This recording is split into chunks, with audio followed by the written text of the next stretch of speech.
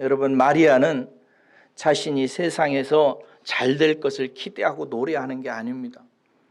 파혼을 당하고 부모에게 버려지거나 매음굴에 들어가거나 돌에 맞아 죽어야 되는 인생이 앞에 있습니다. 그런데도 불구하고 마리아는 메시아를 통해서 하나님의 역사를 이루는데 나같이 비천한 한 육체가, 나같이 비천한 한 영혼의 삶이 쓰임받게 됐다는 것, 이것을 인하여 하나님께 노래합니다.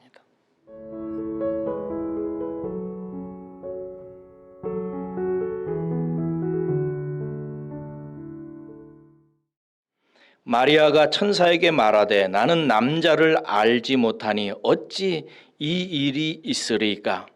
천사가 대답하여 이르되 성령이 내게 임하시고 지극히 높으신 이의 능력이 너를 덮으시리니 이러므로 나실 바 거룩한 이는 하나님의 아들이라 일컬어지리라.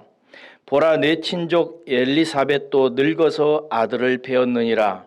본래 임신하지 못한다고 알려진 이가 이미 6달이 되었나니 대저 하나님의 모든 말씀은 능하지 못하심이 없느니라. 마리아가 이르되 주의 여종이오니 말씀대로 내게 이루어지이다 하매 천사가 떠나가니라.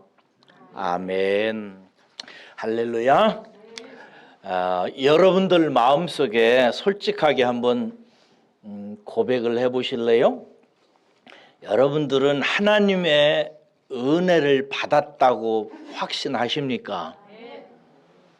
여러분의 인생이 하나님의 은혜를 입은 인생이라는 사실을 확신하십니까?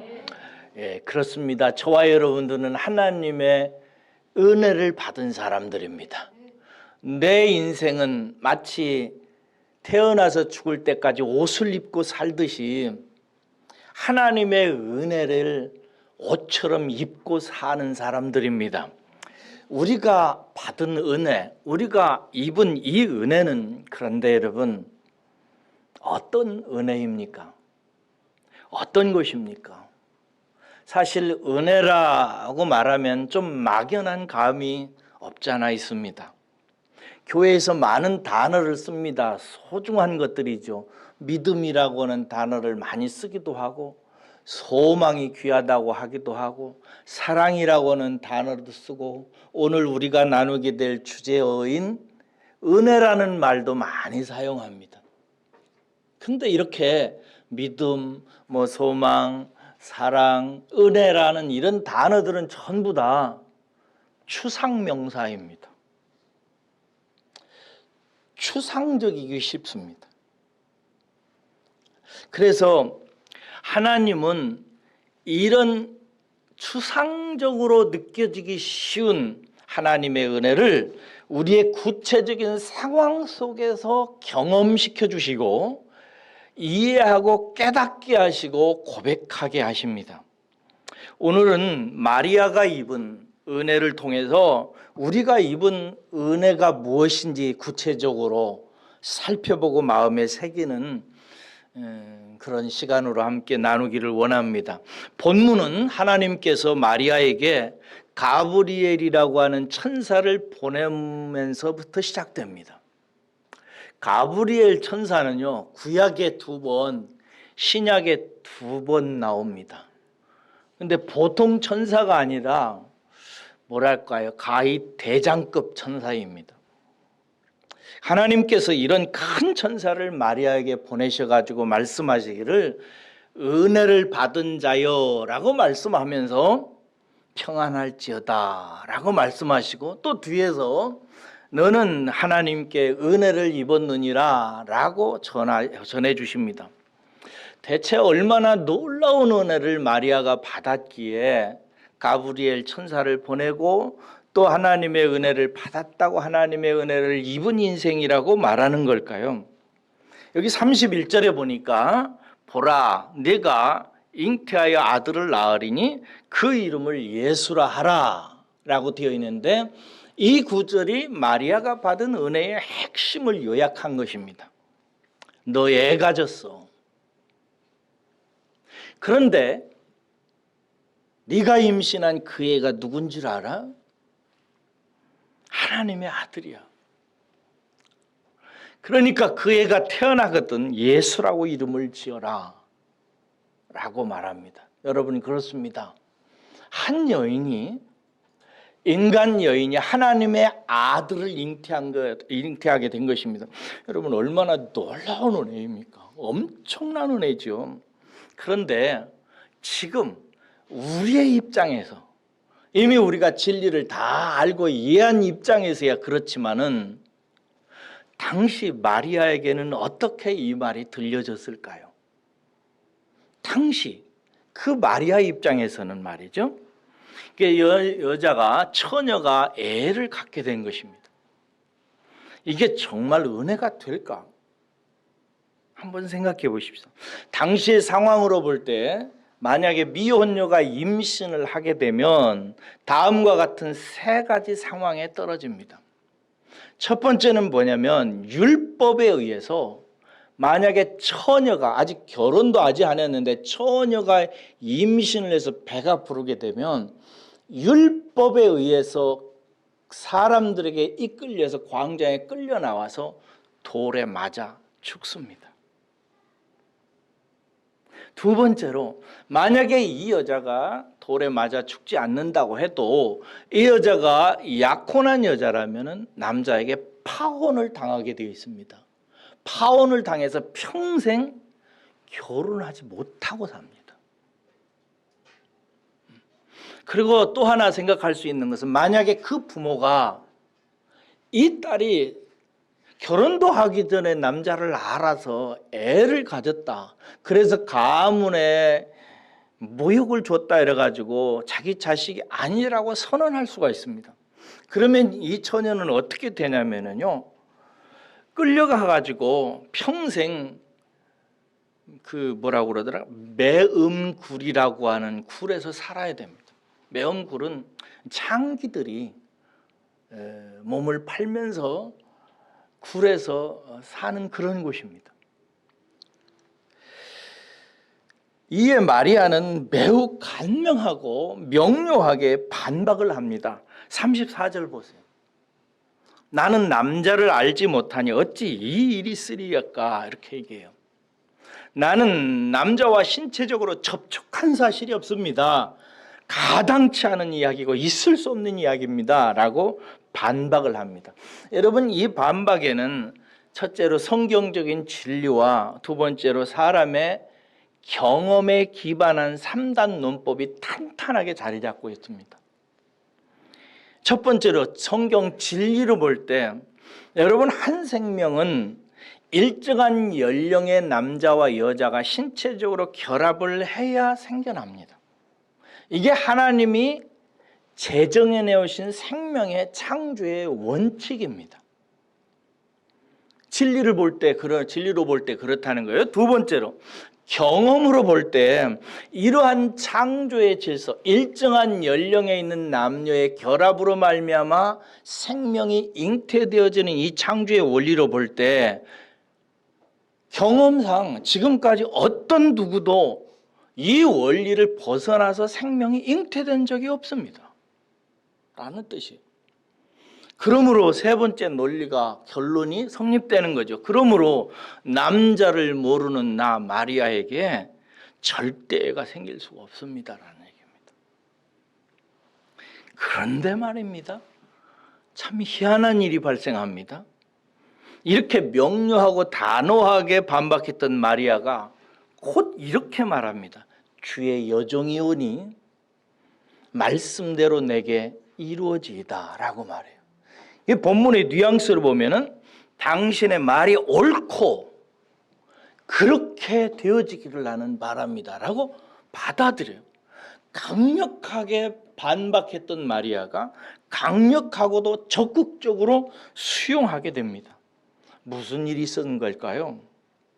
마리아의 반박을 뒤집는 가브리엘의 논쟁이 있었기 때문에 그렇습니다. 논증이라고 해야 되겠네요.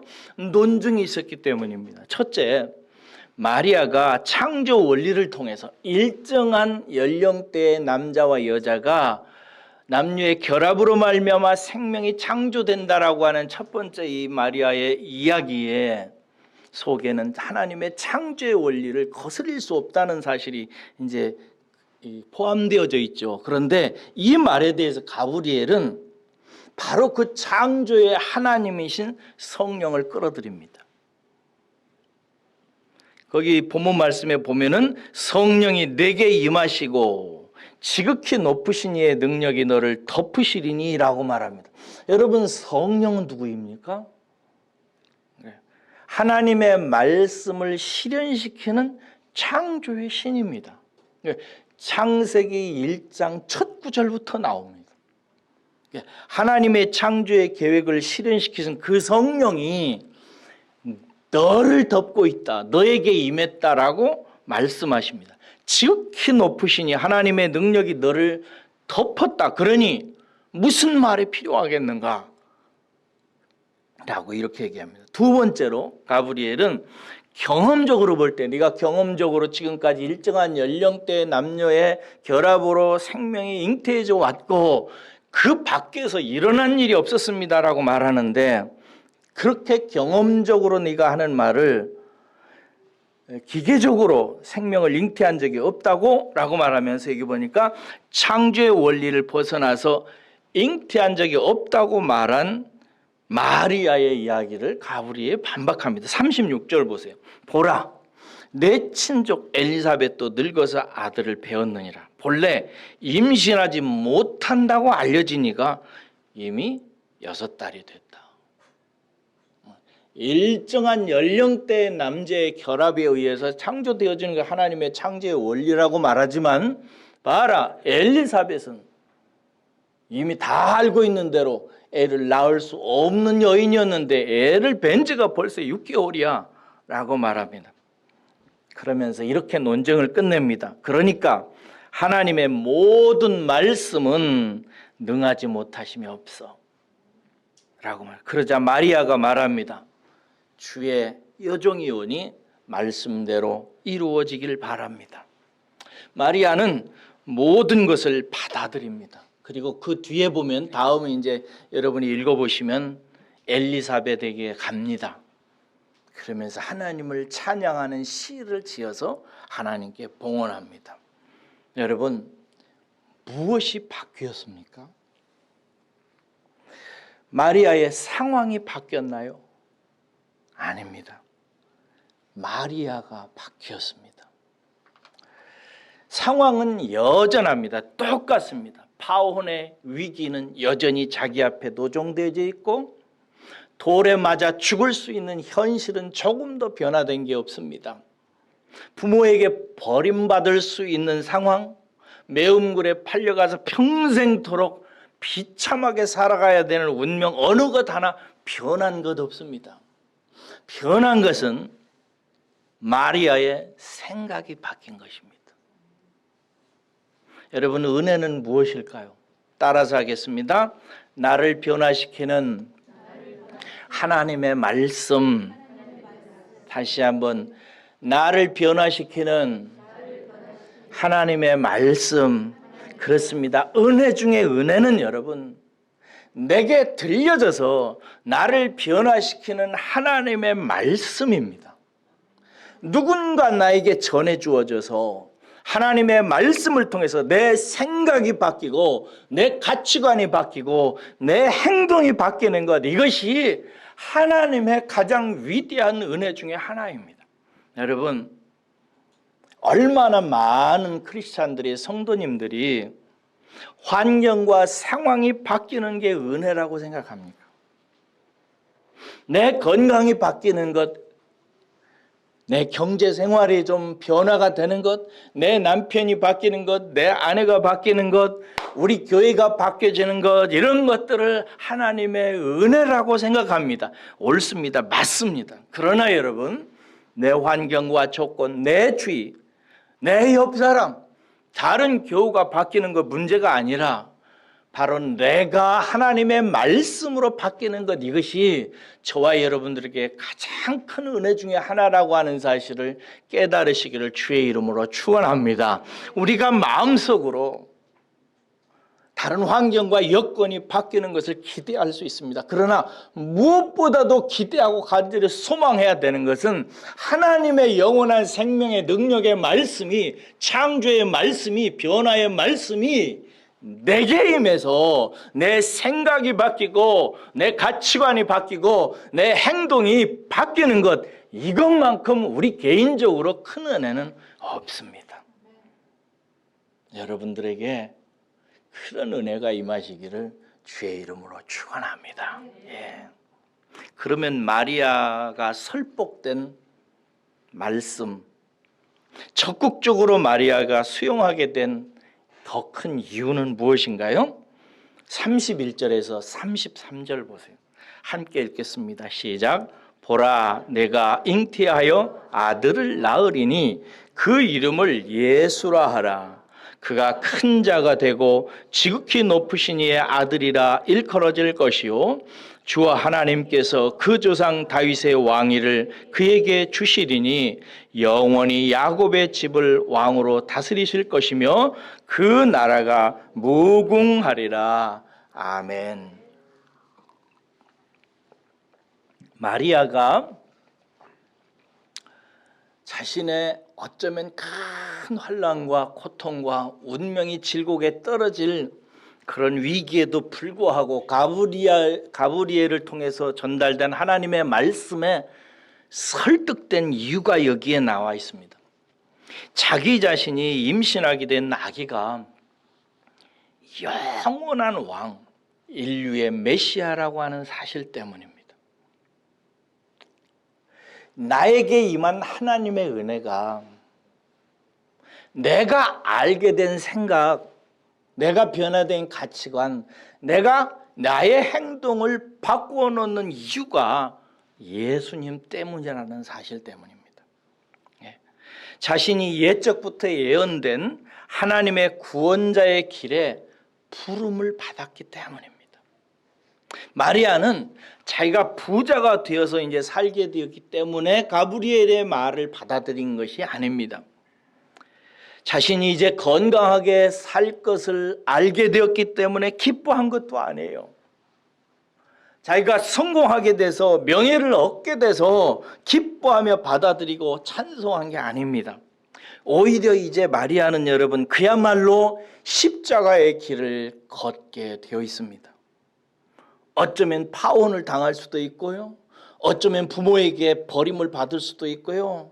어쩌면 매운굴에 팔려가가지고 거기에서 평생을 여자가 아닌 그저 몸뚱아리로 살아가야 될 존재로 될 수도 있을 수도 있고요. 어쩌면 정말 돌에 맞아서 죽임을 당할 수 있습니다. 그러나 여러분, 가브리엘의 설득을 통해 마리아는 그 고난의 길을 받아들이고 그 고난의 길이 은혜라고 생각하고 그 고난의 길을 허락하신 하나님께 찬송합니다. 왜요? 만왕의 왕 메시아 예수의 역사에 내 몸이 부름을 받아서 내 육체도 내 인생도 쓰임 받았기 때문에 그런 것입니다. 이것이 마리아가 가브리엘의 말을 듣고 그 십자가의 인생을 기꺼이 받아들이게 된 이유입니다. 자기 자신이 성공하거나 건강하게 되거나 조건과 환경이 잘 풀리게 돼서 그런 것이 아니라 내 육체와 내 인생이 영원전부터 예정하신 메시아를 통해서 하나님의 아들을 통해서 인류를 바꾸시려고 하는 하나님의 역사에 내가 쓰임받게 되었다라고 하는 이 사실 때문에 마리아는 기꺼이 십자가의 길을 은혜의 길로 받아들이고 하나님을 찬양하게 된 것입니다. 그로 인해서 여러분이 알다시피 마리아는 그저 세상에 복받았다라고 하는 어머니의 길을 걷지 못합니다. 얼마나 고통스러운 길을 걷게 됩니까? 그럼에도 불구하고 그 길을 복이라고 생각하고 갑니다. 제가 어젯밤에 잠이 안 와서 이런저런 유튜브를 듣다가 코로나 이후에 선교사님들의 상황을 전달하는 유튜브를 들었습니다. 코로나 사태 이후에 선교사님들의 삶이 정말 심각하더라고요. 젊은 시절에 복음을 듣고 하나님의 복음을 위해서 물설고 낯선 곳에 가서 복음을 전하리라 결단하고 다 출발해서 각지에 파송되어져 있는데 코로나를 거치면서 추방당하거나 한국에 돌아온 사람들이 많아요. 돌아와서 집이 있습니까? 직장이 있습니까? 일터가 있습니까? 그런데 문제는 교회들 상당수가 선교사들에 대한 지원을 끊어요. 왜? 교회도 힘드니까. 코로나를 거치면서 교회 재정 형편이 힘드니까 끊는 겁니다. 그러니까 이 선교사님들의 삶이 너무나 어려운 거예요. 그 택배 배달을 하고 뭐 이런저런 막루 등판에 떠들고 그러면서 한 선교사님이 그러는 거예요. 하나님을 찬양한다고. 내 인생에 우리 주 예수 그리스도의 길을 예비하고 복음을 전하면서 고난을 받게 된 것에 대해서 감사하다고. 내가 내 인생에 예수와 더불어서 고난을 받게 되었으니 이제 예수와 더불어서 영원히 영광 중에 들어갈 것을 나는 믿는다고. 이 생각의 변화, 이 가치관의 변화, 이 삶의 변화가 진실로 그들이 복받은 자들이라는 사실을 증거하고 있는 것입니다. 사랑하는 여러분, 여러분들은 진정한 은혜를 뭐라고 생각하며 사세요? 내가 은혜를 받았다고 할 때 뭐라고 생각하세요? 진정한 은혜는 뭔가? 예수 그리스도의 길에 우리 주 예수 그리스도를 통해서 영원한 하나님 나라의 영원한 왕권을 설립하는데 그 나라를 만들어내는데 내 몸이 쓰임받고 내 육체가 쓰임받는 것, 이것이야말로 정말 귀한 것이다라고 하는 사실을 깨닫는 거예요. 이런 눈이 있으시기를. 그래서 저와 여러분들의 생각도 더 바뀌고 여러분들의 눈도 가치관도 바뀌고 여러분들의 삶과 인생과 행위도 바꾸시기를 주의 이름으로 축원합니다. 그렇습니다. 이어서 나오는 46절에서 56절까지 보면 뒤에 보면 마리아의 찬양이 나옵니다. 제가 쉽게 그 내용을 일부만 발췌해서 번역하면 이렇습니다. 내 영혼이 주를 찬양합니다. 마리아가 좀 노래해요. 내 마음이 주를 기뻐합니다. 나같이 비천한 여종을 돌아보셨기 때문입니다. 나는 두렵습니다. 그러나 주의 긍휼이 여기심이 대대로 나와 내 가족에게 임할 것입니다. 이제후로는 만세의 나를 사람들이 복받은 사람이라고 말할 것입니다. 라고 말합니다. 여러분, 마리아는 자신이 세상에서 잘 될 것을 기대하고 노래하는 게 아닙니다. 파혼을 당하고 버림을 받고 부모에게 버려지거나 매음굴에 들어가거나 돌에 맞아 죽어야 되는 인생이 앞에 있습니다. 그런데도 불구하고 마리아는 메시아를 통해서 하나님의 역사를 이루는데 나같이 비천한 한 육체가, 나같이 비천한 한 영혼의 삶이 쓰임받게 됐다는 것, 이것을 인하여 하나님께 노래합니다. 이 비천한 것을 돌아보셨다고. 여러분, 은혜는 추상 명사입니다.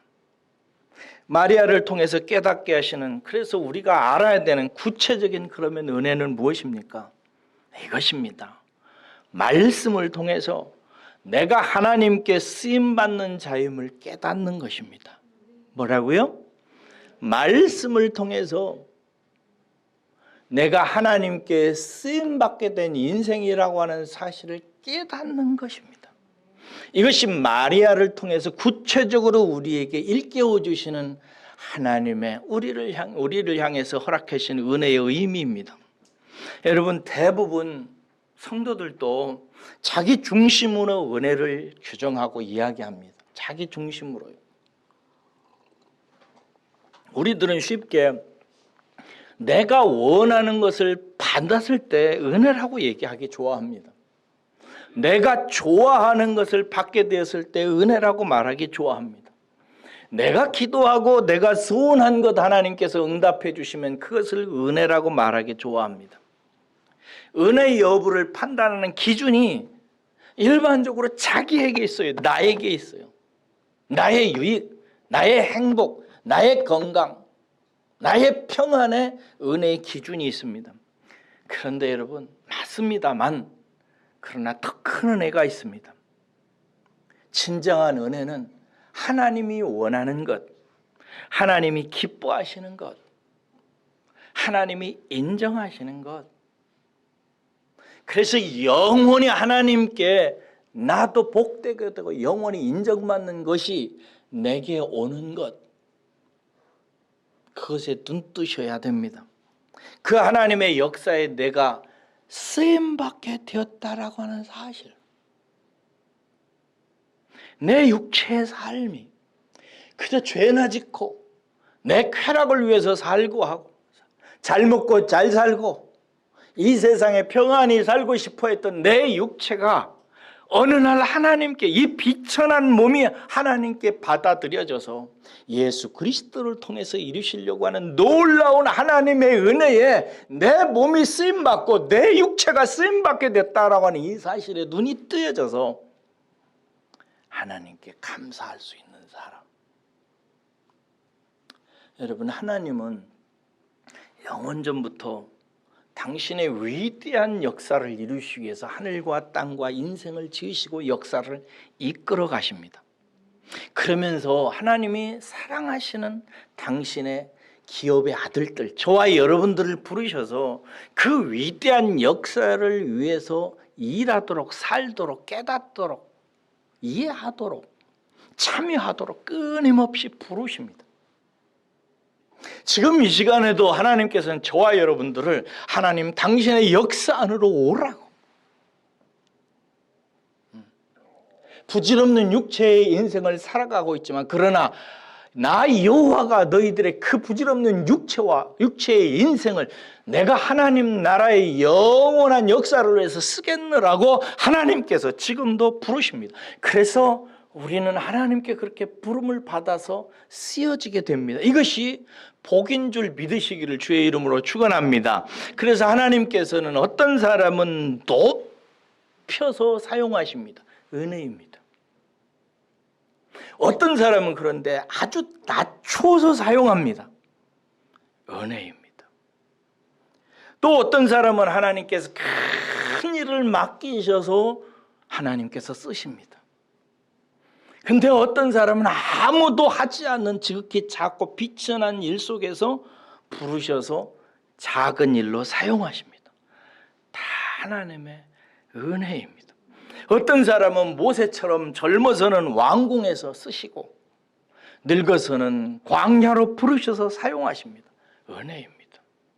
어떤 사람은 다윗처럼 젊어서는 광야에서 늙어서는 왕궁에서 사용하십니다. 그것도 은혜입니다. 어떤 사람은 사도 요한처럼 오래오래 건강하게 살게 하시면서 쓰십니다. 하나님의 놀라운 은혜입니다. 그러나 어떤 사람은 스데반처럼 시퍼렇게 젊은 나이에 돌에 맞아서 죽게 하심으로 사용하십니다.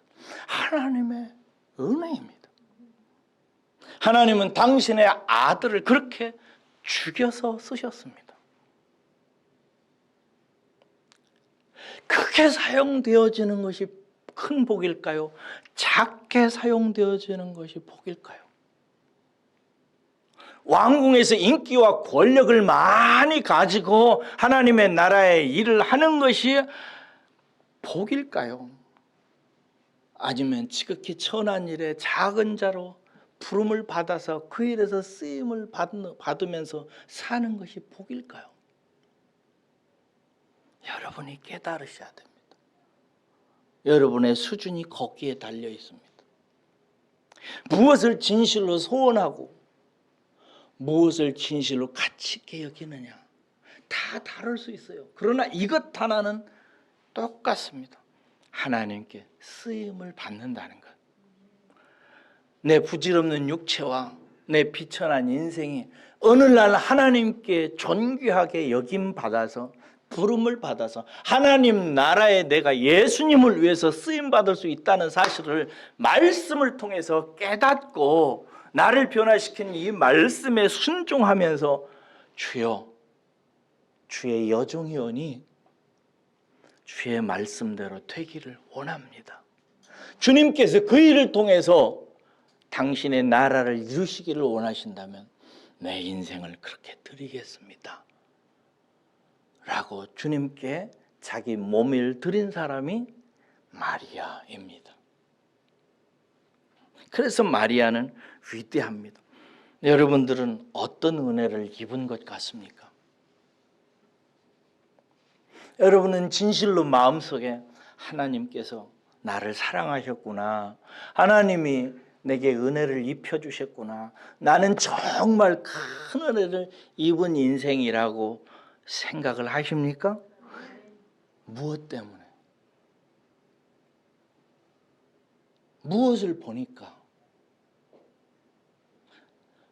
무엇을 묵상해 보니까 하나님이 나의 몸과 내 인생을 귀중하게 여기서 은혜를 입혀주었다고 확증하고 계십니까?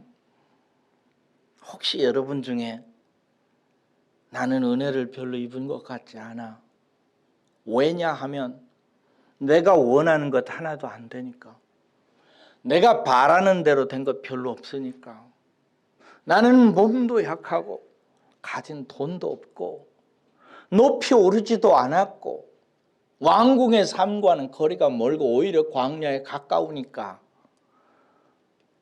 라고 속으로 생각하면서 나는 박복해, 나는 은혜를 입지 못한 것 같아, 하나님은 목사님보다 나를 별로 그렇게 중요하게 생각하는 것 같지 않아 라고 혹시 여겨지지는 않으세요?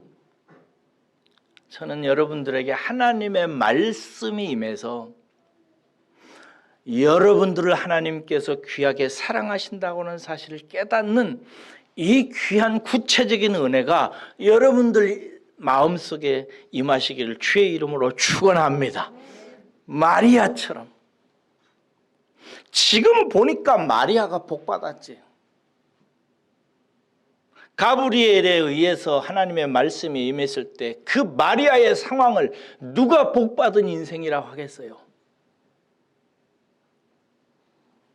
그럴 수 없습니다. 시간이 지나 보니까 마리아가 위대한 인생이지. 저와 여러분들도 그렇습니다. 저와 여러분들의 시간이 지나고 나면 우리는 영원토록 하나님을 찬양하게 될 것입니다. 영원토록 우리 주 예수 그리스도 안에서 나를 복되게 하신 하나님을 영원히 찬양하며 길길이 뛰며 천국을 누리게 될 것입니다. 믿으시기를, 마음으로 받아들여지시기를, 여러분의 생각이 바뀌어지시기를, 그래서 가치관이 움직이시기를, 그래서 행동도 삶도 인생도 바뀌어지시기를 우리 주 예수 그리스도의 이름으로 축복합니다. 기도하겠습니다.